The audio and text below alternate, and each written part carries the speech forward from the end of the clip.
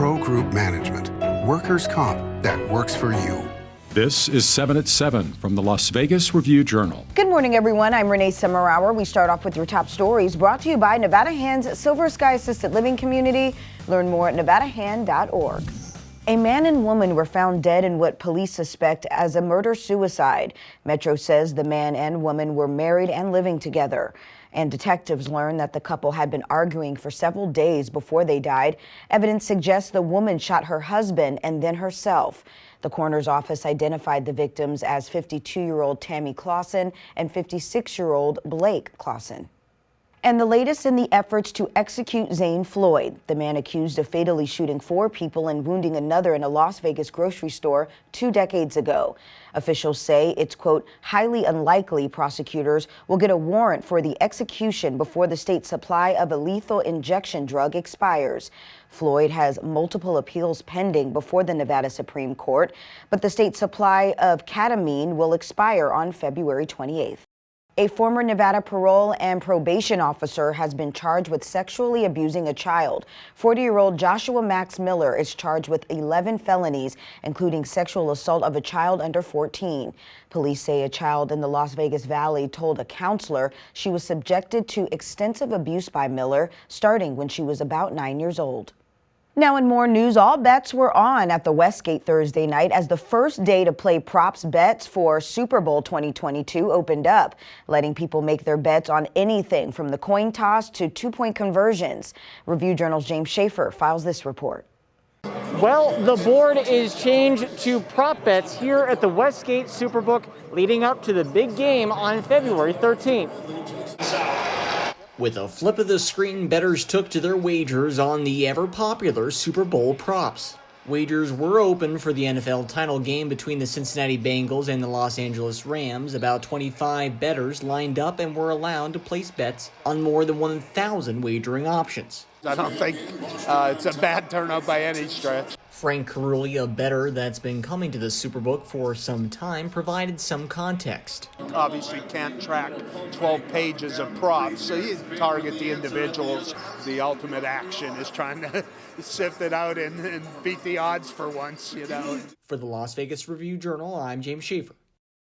In your health news, it's been about 2 weeks since the Clark County School District began its Test to Stay program, and many haven't even signed up. 9 students and 25 employees who've been exposed to COVID in a school setting have signed up so far.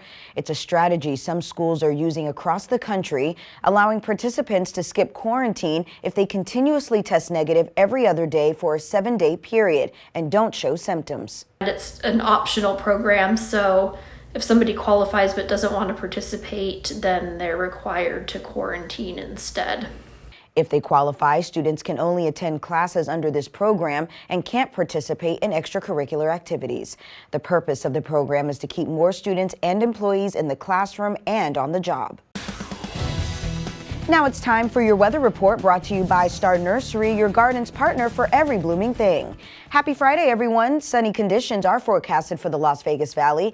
Highs today topping around 58 degrees, light winds coming from the northwest. Tonight, mostly clear skies with lows around 35 degrees. For the weekend, we begin to heat back up, 63 degrees by Saturday with light winds. We stay in the upper 60s until Monday, where we could see temperatures rise to the 70s to start the work week. Evening lows in the low 40s. In your business news, sponsored by Bank of Nevada, Bank on Accountability, one sector that has flourished during the pandemic is warehouses. A complex in North Las Vegas recently sold for more than $120 million. Review-Journal's Jen Ah has more. Jen? Renee, that's heavily fueled by the booming e-commerce industry, with more people shopping online since the pandemic. Experts say the demand for industrial buildings, which houses many of these e-commerce products, shows no signs of slamming the brakes. Developer Caprock Partners just announced this week the sale of its project in North Las Vegas, a 2-building complex near the I-15 interchange, already fully leased. Property records show the complex was sold to Toronto real estate giant Dream for almost $124 million.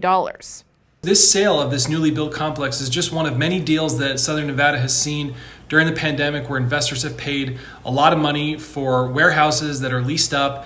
We're seeing developers push ahead with new projects. Caprock reportedly has another 3 large-scale industrial building projects underway, 2 in North Las Vegas and a 3rd in the Southwest Valley. Renee? Sports, brought to you by Station Casinos, STN Sports. Download the app today.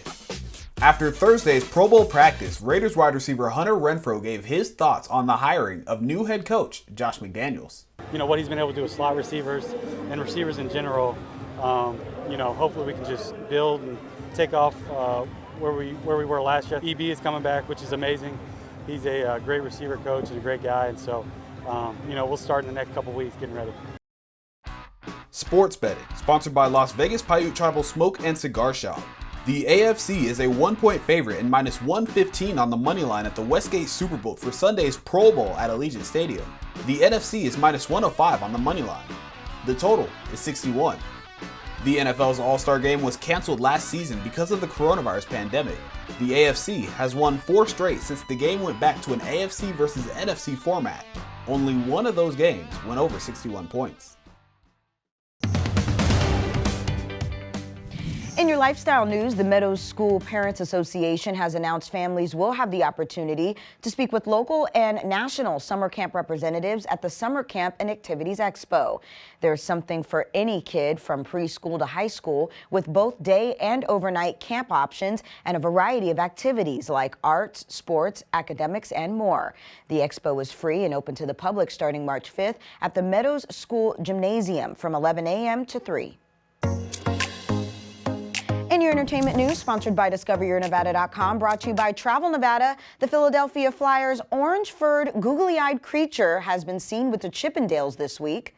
Gritty joined the show to perform with the group, all decked out in his Flyers home uniform. The lovable monster continues to be one of the most well-known mascots in pro sports. And you never know just what you'll see in a Las Vegas casino. The artist Jason Borbet spent some time at Circa this week to paint the iconic Vegas Vicky Neon cowgirl sign. Borbet specializes in portraits of neon signs. His other paintings include Atomic Liquors and the Welcome to Fabulous Las Vegas sign. Thank you for watching 7 at 7 a.m. I'm Renee Summerhour. If you have an Amazon Fire TV, search Review Journal to download our channel. And if you're watching 7 at 7 on YouTube, don't forget to give us a like and hit that subscribe button down below. Watch Las Vegas Breaking News streaming live on your OTT device. We'll see you back here later today for 7 at 7 p.m. from the Las Vegas Review Journal. Happy Friday. Review Journal Studio, sponsored by Adam Kuttner. Get the maximum settlement as quickly as possible. This 7 at 7 update, sponsored by Pro Group Management. You're watching 7 at 7 from the Las Vegas Review Journal.